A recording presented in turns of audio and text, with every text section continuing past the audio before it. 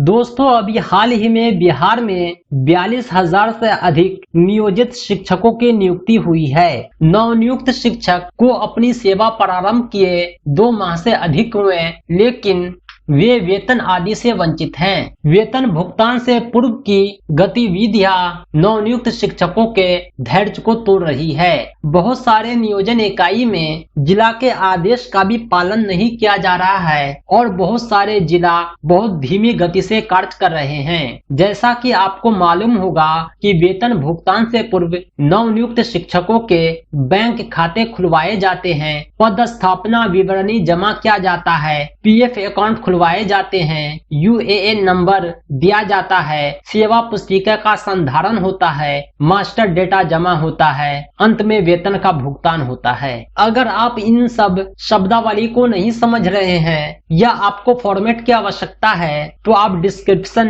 से प्राप्त कर सकते हैं। हमारे इस चैनल पर टीचर गैलरी के नाम से एक प्लेलिस्ट है जिसमें नवनियुक्त शिक्षकों से संबंधित बहुत सारे वीडियोज हैं जो आपकी आवश्यकताओं की पूर्ति कर सकते हैं। दोस्तों मैं आपको ये बतलाना चाहूंगा कि अगर शिक्षा विभाग यह चाह ले कि हमें वेतन भुगतान समय करना है तो हर काम बहुत ही कम समय में पूरा किया जा सकता है। उदाहरण के लिए हम आपको एक नियोजन इकाई का एग्जाम्पल देते हैं जहां पीएफ अकाउंट खोलने संबंधी दस्तावेज मात्र कुछ घंटों में जमा कर दिए गए। अभी आप स्क्रीन पर देख रहे होंगे, ये है मुजफ्फरपुर के कांटी प्रखंड द्वारा जारी एक गूगल फॉर्म जिसमें इन्होंने कांटी के न्यू अपॉइंटेड टीचर का डिटेल मांगा है और इसमें वे सभी कॉलम बनाए गए हैं जो आपको मैंने ईपीएफ परफॉर्मा में उपलब्ध कराया था।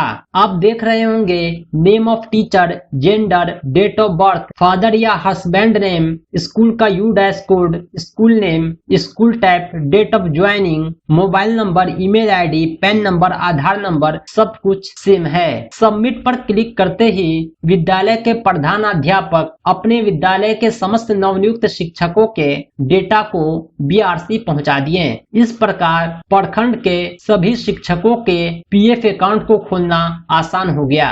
दोस्तों इस वीडियो को बनाने का एक ही मकसद है कि बाकी नियोजन इकाई और बाकी जिला जो काफी धीमी गति से अपने काम को अंजाम दे रहे हैं, इस वीडियो के माध्यम से उनके काम में गति लाना।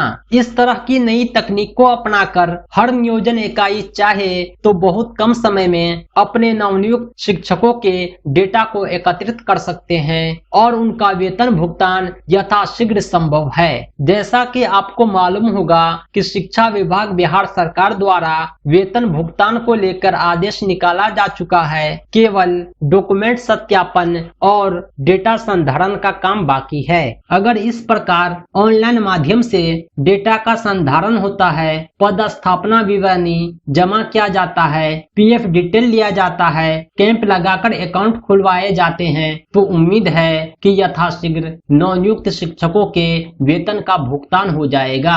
दोस्तों आपसे आग्रह है कि इस वीडियो को ज्यादा से ज्यादा शेयर करें ताकि हमारे इस जागरूकता अभियान में आप भी शामिल हो सके। यह वीडियो आपको कैसा लगा कमेंट करके जरूर बतलाएं। साथ ही साथ इसी तरह की दूसरी जानकारी के लिए आप हमारे चैनल टीचर रहमत को जरूर सब्सक्राइब करें।